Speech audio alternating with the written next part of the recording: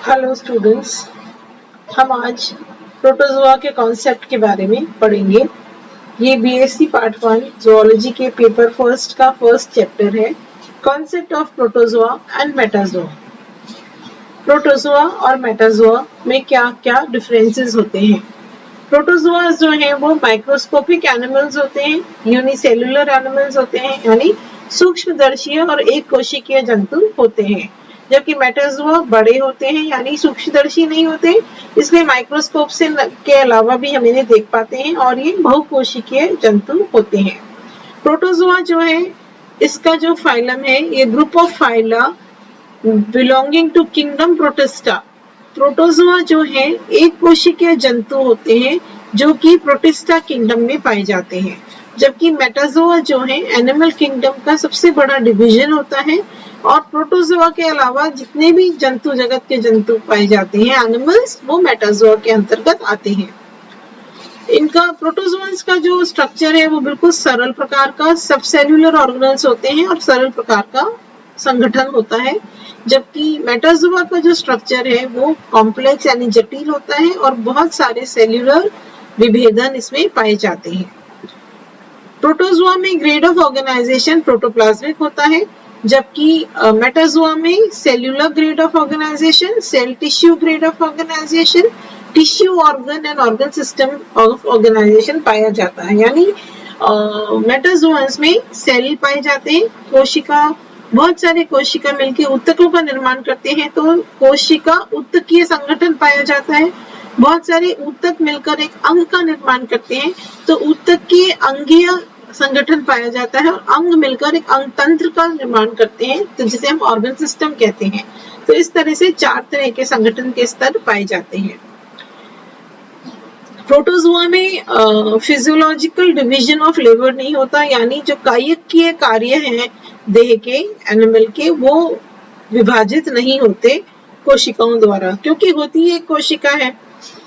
और मेटाजोआ में क्योंकि बहुकोशिकीय होते हैं तो कायिकीय कार्यों का विभाजन क्लियर कट दिखाई देता है, यानी फिजियोलॉजिकल डिवीजन ऑफ लेबर बहुत अच्छे से पाया जाता है मेटाजोआ में। प्रोटोजोआ में क्योंकि जैसे मैंने आपको बताया फिजियोलॉजिकल डिवीजन ऑफ लेबर नहीं होता, यानी एक कोशिकीय जो सेल है वही सारे कार्य बायोलॉजिकल एक्टिविटीज जैसे पाचन, श्वसन, रिप्रोडक्शन, सर्कुलेशन, एक्सक्रीशन की क्रियाएं सब एक ही सेल द्वारा साइटोप्लाज्म की मदद से की जाती है।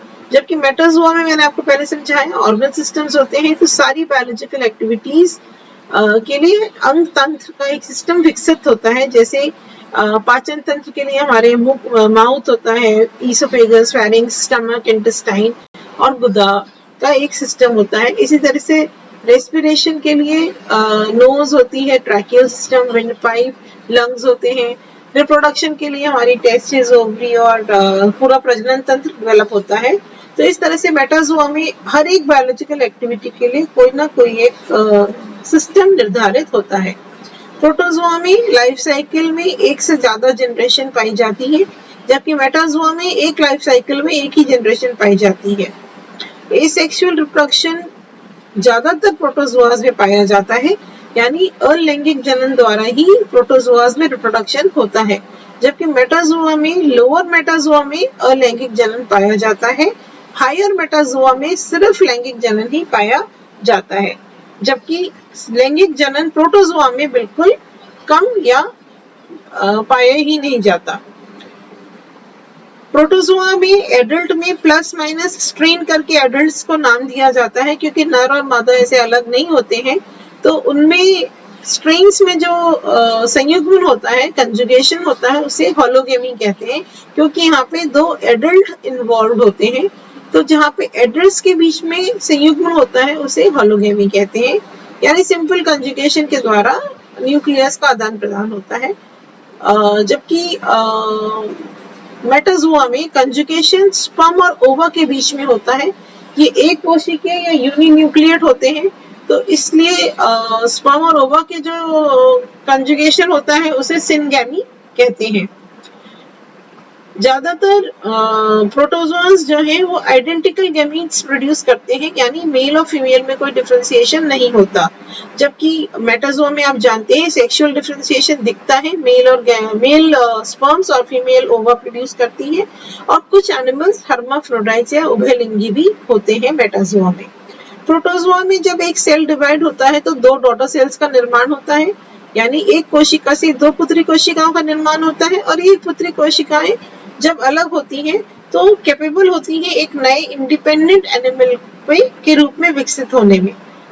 जबकि मेटाजोआ में क्या होता है कि एक फर्टिलाइज्ड एग का निर्माण होता है स्पर्म और ओवम के फ्यूजन से, फिर ये जो अंडाणु है, ये जो निषेचित अंडा है, ये रिपीटेडली डिवाइड करता है, और जो रिजल्टेंट पुत्री कोशिकाएं बनती हैं उनमें भी आपस में डिविजन्स होते हैं और एक एम्ब्रियो का निर्माण होता है, और ये जो एम्ब्रियो या भ्रूण बनता है ये आगे जाके एक एडल्ट के रूप में विकसित होता है। इनमें प्रोटोजोआंस में एक ही जाति में अलग अलग इंडिविजुअल्स के फॉर्म मिल सकते हैं, जबकि मेटाजोआ में एक ही जाति के जो अलग अलग मेंबर्स हैं उनका बेसिक फॉर्म ऑफ बॉडी या देह का जो फॉर्म है वो एक ही प्रकार का होता है।